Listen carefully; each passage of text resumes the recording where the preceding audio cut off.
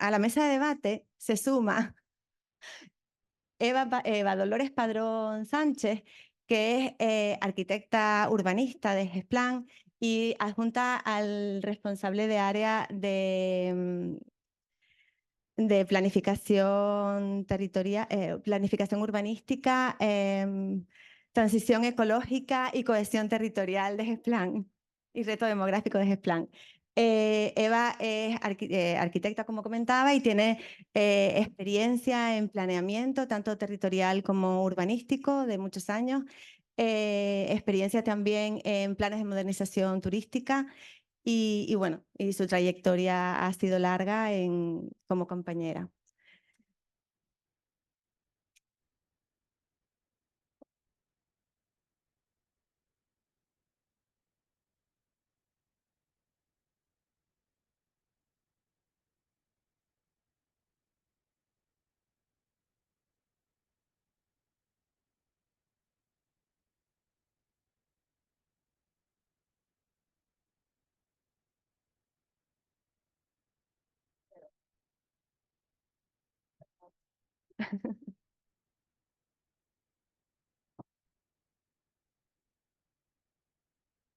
Bueno, lo primero, agradecerles la participación y agradecer.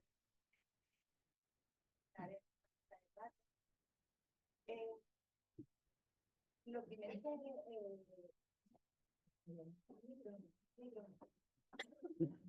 Gracias.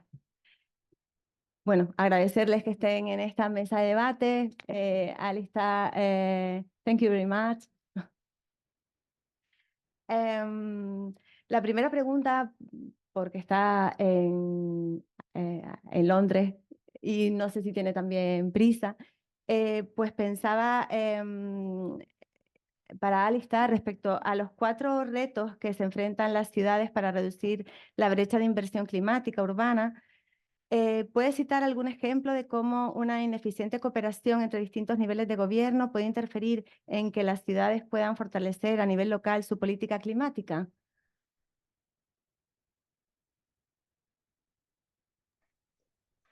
Yeah, absolutely. Thank you very much for the question, and happy to kind of talk a little bit more about the vertical coordination element of enabling environments.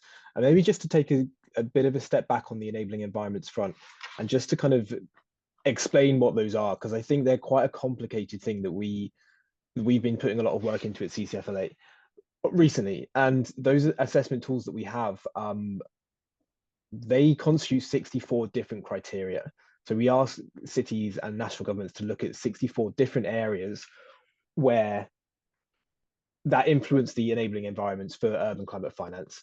Of those, 16 fall within a sector that we call vertical and horizontal coordination. And particularly in the kind of vertical horizontal category, we look a lot at how cities work with their national governments, but also with intermediates like state governments, for example, how that communication between those different levels of government is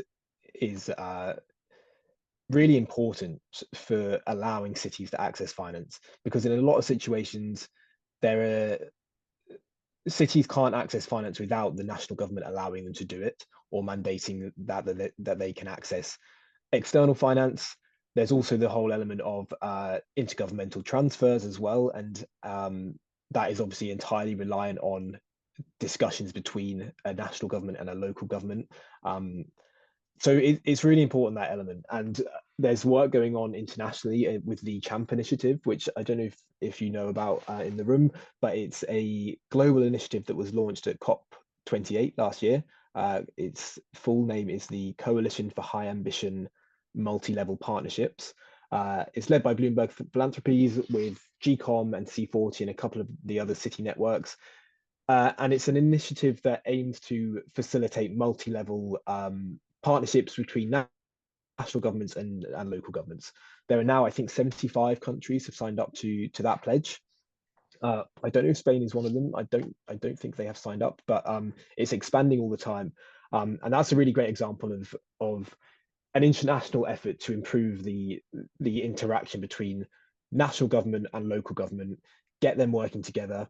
And the idea there is that they will work together to incorporate more urban content in their nationally determined contributions. A really strong example of where this has happened is in Morocco. So in Morocco, the national government in 2021, I think it was, they made a pledge to bring in city governments into the discussions around the redevelopment of their nationally determined contribution. And that has resulted in a really strong urban content in their NDC. They have elements in there around urban resilience and how to work with cities to finance urban resilience projects. They also have really strong policy on urban transport and how to get urban transport to a green economy, how to kind of build renewable energy into their urban transportation systems. And they also have included a strategy for a kind of long-term to 2040 strategy on urban priorities. So they kind of built their whole nationally determined contribution around the urban space.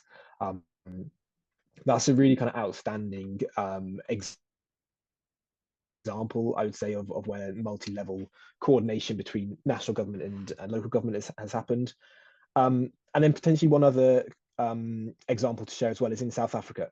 So they've been quite a trailblazer in this space, and they've launched a program called the Local Government Climate Change Support Program. And the idea there is to provide local governments with capacity building and technical assistance directly from the national government to the local governments to facilitate urban resilience projects. And they actively train the local governments in how to finance those projects, how to implement them, and they work very closely with them throughout the whole development project of those processes as well.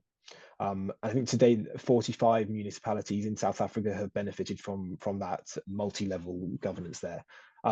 So a couple of examples there of kind of this vertical integration between levels of government. I hope that answers the question and is helpful.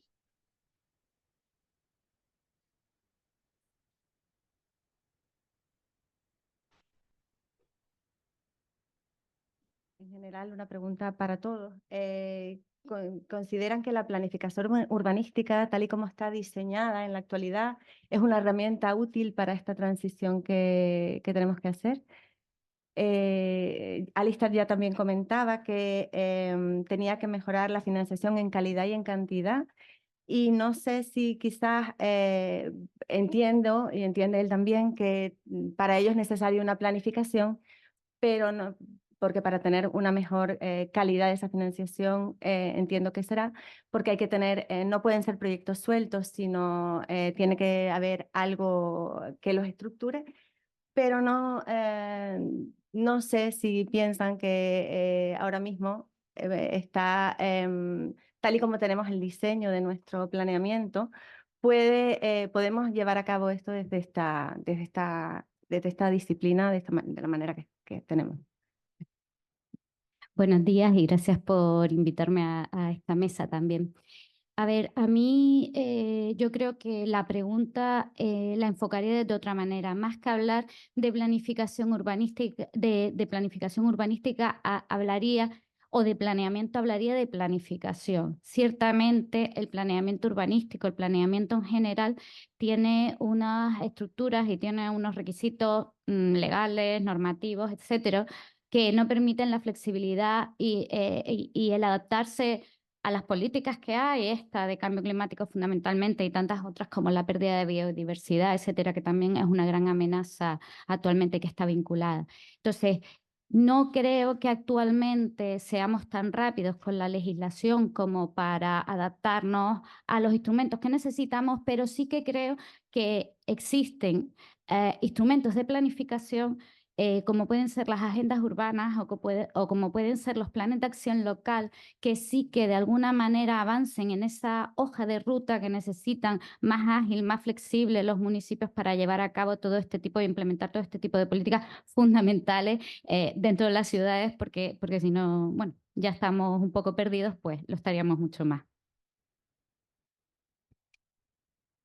¿Se oye? Sí. A ver. Esto de la pregunta que has hecho, Mati, es complicada, porque vamos entonces a discutir si, ¿qué creemos? ¿En un planeamiento orientado a planes o en un planeamiento vía proyectos estructurantes? Si ustedes miran las leyes en Canarias, casi todas las leyes siempre buscan una excepción ¿Por qué? Porque hemos hecho un sistema de planeamiento realmente complicado. No es que sea malo, complicado. Entonces, evidentemente hay que buscar figuras o en la futura reforma o algo de que permitamos, en un mundo cambiante, tener un planeamiento, vamos a llamarlo así, no líquido, pero algo más flexible. Es decir, y luego, a colación de la financiación, es que escuchándole a él, quería hacer una reflexión. Vamos a ver. Los ayuntamientos en este país y en Canarias tienen dinero, tienen mucho dinero en las cuentas para ejecutar políticas. Curiosamente, las administraciones más endeudadas son el Estado y las comunidades autónomas. Y las administraciones no endeudadas en este país son los ayuntamientos. Tú, de nada que abráis los periódicos, tal ayuntamiento tiene 7 millones en las cuentas o 150 si es más grande. Entonces, también los propios ayuntamientos tienen que poner de su bolsillo para lograr estos objetivos.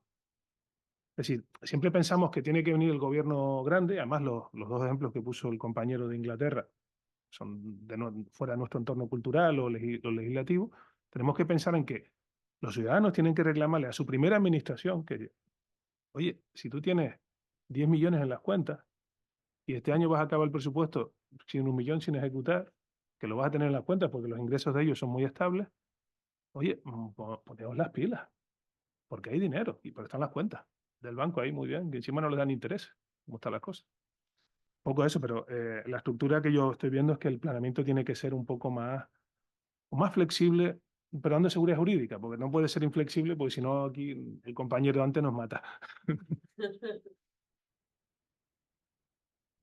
Bueno, buenas tardes. Yo no tengo mucho más que aportar. Por experiencia, los tiempos de aprobación de los documentos de planeamiento son extremadamente largos, a lo que se suman recursos, sentencias, derogaciones, y al final muchas veces estás retrocediendo y usando un planeamiento que a lo mejor son unas normas subsidiarias del año 70 y pico. Entonces, a la pregunta de si creemos que como está el planeamiento en la actualidad puede dar respuesta a esto, pues mi respuesta es que no, que creo que no, que tenemos que trabajar, pues no sé cuál es la solución tampoco, porque si la hubiera, pues yo creo que ya estaría, ¿no? Porque hablando también de la seguridad jurídica que dice Gustavo, pero sí que hay que buscar otra manera de poder ser más flexible y estar actualizados, porque estamos en un mundo cambiante y además dependemos mucho también de Europa y de sus directivas, y todos los días estamos estudiando normas nuevas, objetivos nuevos, requisitos nuevos que tenemos que implementar.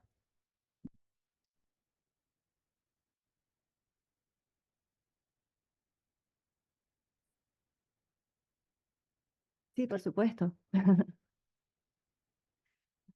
Hay micros para ello.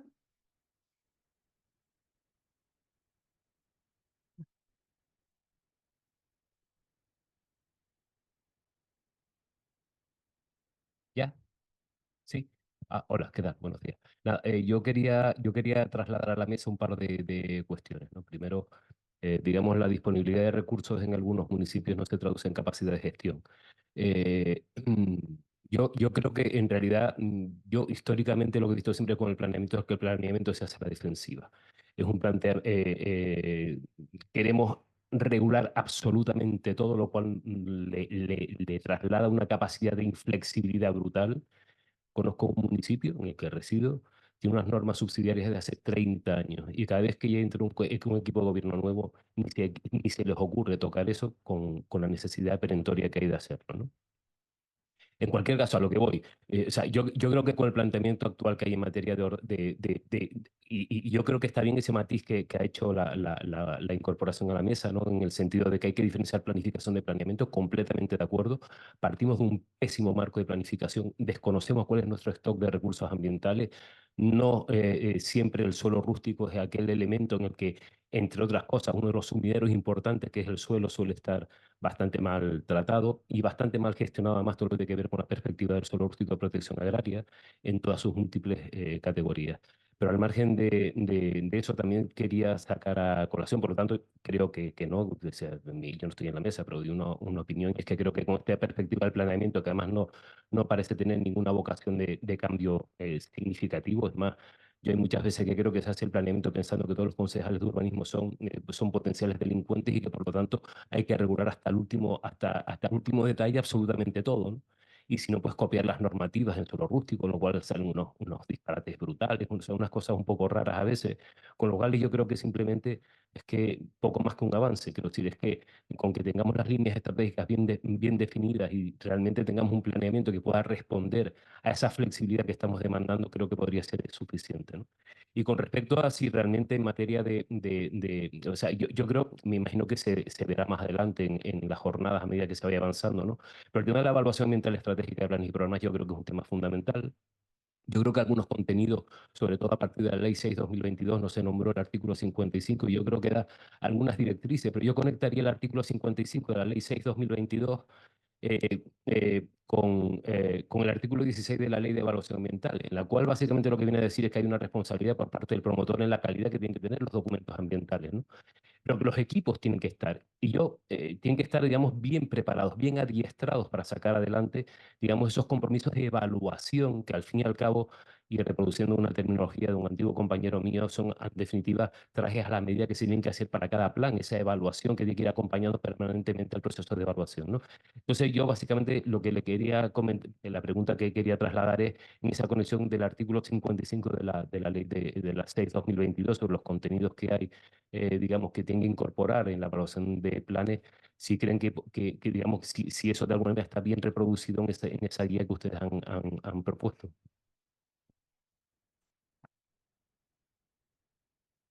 Bueno, esa pregunta es para mí entonces, que no estoy en la mesa de debate, solo modero. Pero bueno, contesto. Nosotros hemos desarrollado un anexo a la guía, una píldora, en donde se expone cómo casa la evaluación ambiental con la integración del cambio climático, con nuestra guía y con la integración del cambio climático. Sí, se ha trabajado y por supuesto, porque lo que pasa que yo creo que no solo tiene que estar evaluado un plan, sino que el plan tiene que estar concebido con criterios de acción climática, no solo evaluado, porque no es lo mismo solo evaluar, que al final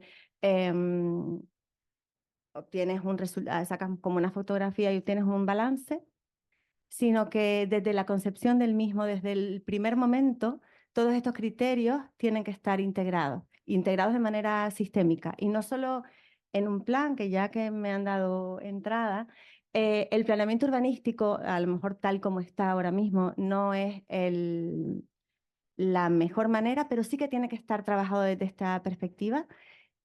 Pero el urbanismo sí que entiendo que es una materia fundamental. El urbanismo como disciplina o como materia interdisciplinar sí que es una materia fundamental que tiene que estar a disposición de la acción climática, ya sea en una agenda, ya sea en un plan urbanístico, ya sea en un plan especial o ya sea en solamente una estrategia o cómo concebir. Pero si las ciudades son las principales emisoras y en donde vamos a sufrir los principales riesgos, entiendo que el urbanismo tiene que estar presente en todas esas mesas. Tenemos una pregunta al fondo.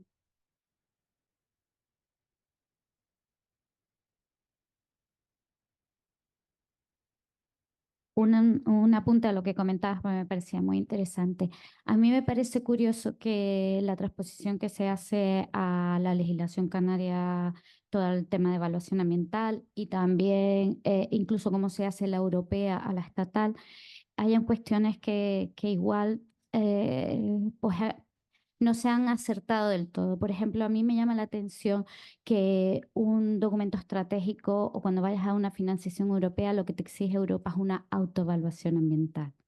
No es estos procesos que tenemos, porque entendemos, o por lo menos yo lo entiendo así, que parte de la base, que es lo que decía Mati ahora, y estoy completamente de acuerdo con ella, parte de la base de que tú haces ese proyecto, esa hoja de ruta, esa estrategia, para y por mejorar la vida de las personas. Por tanto, los impactos ambientales y los impactos que vas a generar con esos proyectos y esos planes y ese urbanismo, pues seguramente, y si lo has hecho bien, va en pro de mejorar todas estas cuestiones y no de empeorarlas. Sí, ahora. Sí. Sí, ¿no? Vale, buenos días, Juan Requejo. A ver, sobre todo apoyar lo que estáis diciendo. Es que de repente eso me subleva, porque la directiva comunitaria de evaluación de planes y programas es muy clara. No habla para nada de esos estudios de evaluación que transposición que se hizo al régimen jurídico español por analogía y reflexiva sobre el estudio de impacto ambiental de un proyecto han convertido todo este proceso. Lo que decía la directiva es, impregne usted todo su proceso de planificación de medio ambiente y hágame al final un informe en donde me lo cuente. Eso es la antítesis de un estudio de evaluación ambiental estratégica, de lo que estamos haciendo. Que incluso hay gente que pide que lo haga alguien de fuera del equipo. Con lo cual hemos llegado al absurdo de los absurdos. Cuando la directiva comunitaria lo que dice es que el equipo técnico y político informe a todos los interesados de cómo ha tenido en cuenta el medio ambiente desde el minuto cero. Totalmente de acuerdo con los dos que habéis intervenido. Esto nos está llevando a una situación absurda, totalmente absurda, que además es burocrática, porque eso, bueno, en fin, entraría ya en otra serie de cosas. Estamos absolutamente impregnados por una dolencia que nos está haciendo cada vez más daño, que es una burocracia, que aliada con el cambio climático están compinchados entre ambos para acabar con la humanidad.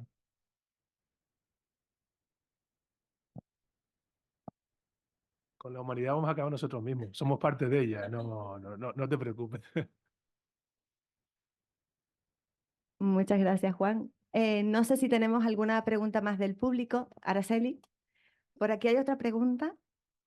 Y no sé también, después de Araceli, si de streaming hay alguna pregunta más.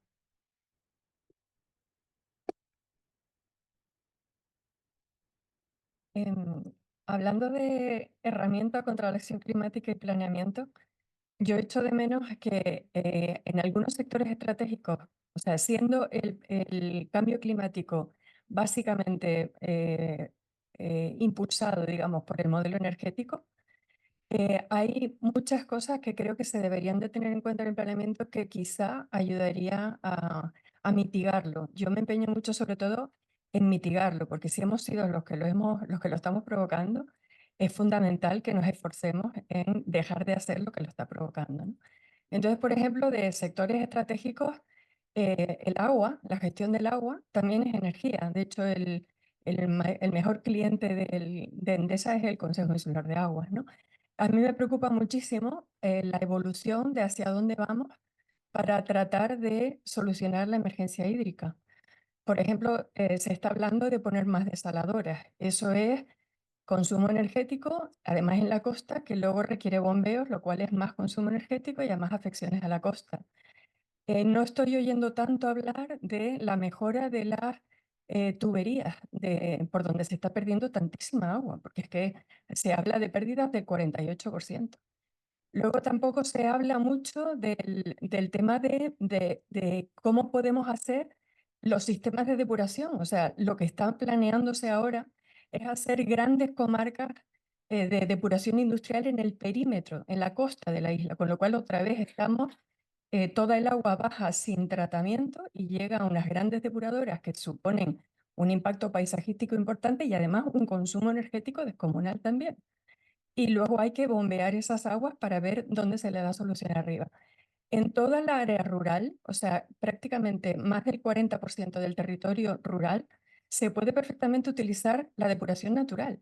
Y eso es bueno para el paisaje, es bueno para la diversidad, es bueno para el secuestro de CO2 y es que no consume prácticamente energía porque aprovecha el relieve. Y la Unión Europea te deja utilizar esos sistemas hasta 5.000 habitantes, con lo cual es evidente que toda esa corona forestal no tendría por qué llegar esas aguas a las grandes macro depuradoras que están planeándose para la costa, ¿no? Entonces, creo que si tenemos en cuenta esas cosas, el planeamiento debe reflejar en sus espacios cuáles son los lugares estratégicos para ubicar esas instalaciones. Entonces, ahí tiene que haber una transversalidad importante entre el análisis DAFO del territorio y qué es lo que tendríamos que recoger en el planeamiento para que en ese análisis DAFO se cuiden las debilidades y se favorezcan las oportunidades. Y eso es lo que más echo de menos yo en el planeamiento. No sé qué opinan. En Canarias, bueno, vale, en Canarias el binomio agua y energía es al contrario del resto del país. Que el resto del país es una batería, en Canarias es un consumo. Eso para ponernos un poco en situación. Evidentemente, en todo lo que es pérdida de agua en Canarias es pérdida de dinero. Porque al fin y al cabo, la energía aquí, el 96% de la energía que consumimos, no solo eléctrica, viene del petróleo y se paga. Entonces estamos perdiendo dinero no solo con la fuga de agua, sino con dinero. ¿Qué planificación? La planificación sectorial de la mitigación en la ley lo deja claro, y ha sido una de las polémicas de la ley, que sacando los espacios naturales se van a decidir espacios donde se van a utilizar para la mitigación. Lo que tú estás hablando ya de la energía, del agua, de las depuradoras, evidentemente eso va en otro tipo de planeamiento, también sectorial, que son los planes hidrológicos insulares, ¿no? Los planes de cuenca, que teóricamente tienen que tener una perspectiva climática. Es más, ya en el tercer ciclo, aunque no los he estudiado, pero más o menos lo que he ido viendo, empiezan a hablar de que las masas de agua están muy mal y hay que apostar por la desalación, pero hay que casar la desalación, porque en Canarias no va a haber agua, y realmente, bajo mi opinión personal, el gran problema del cambio climático en Canarias es que no va a haber agua. Y somos 2 millones y pico de personas. Y por lo menos 190 y pico litros al día. Ya no estamos hablando para las papitas o para la viña, sino para nosotros. El gran problema está eso, no se puede ir a una solución de poner 2 desaladoras sin pensar en la solución energética, pero tiene que ir enredado. Entonces, evidentemente, por eso se habla de acción climática, porque lo es todo, el urbanismo lo es todo, en el fondo son ellos, no, los culpables no, y también son la solución, no te quedes solo en lo malo, que también dije la solución. Entonces es muy complicado, pero sí hay planificación sectorial con incidencia territorial, se ha previsto en la ley, por lo menos para la parte de mitigación, que es la generación de energía sin CO2. Y a otro tipo de infraestructura, pues cada cual tiene lo que dice la propia ley del suelo, ¿no?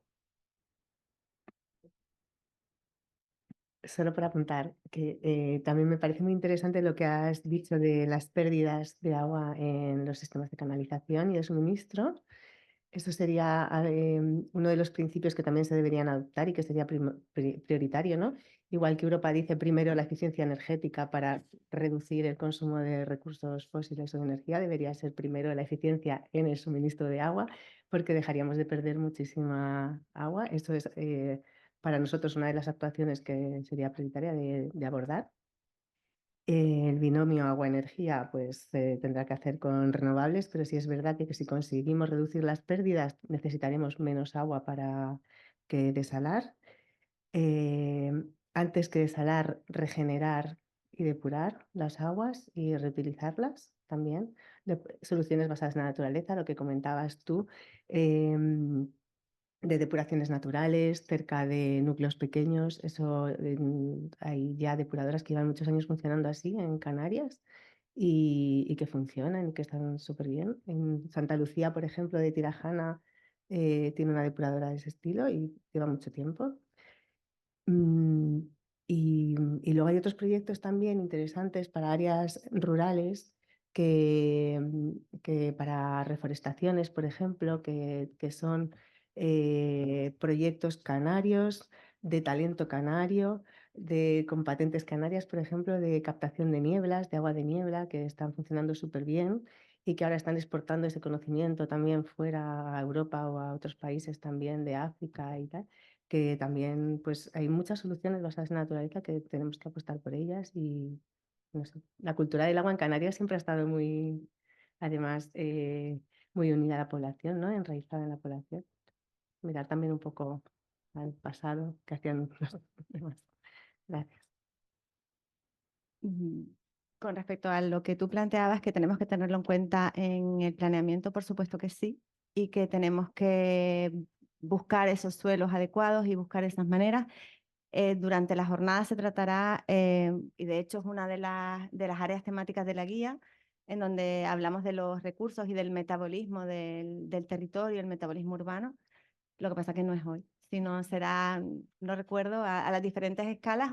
La más territorial o más de ordenación estructural será mañana y también el jueves hablaremos sobre ese tema.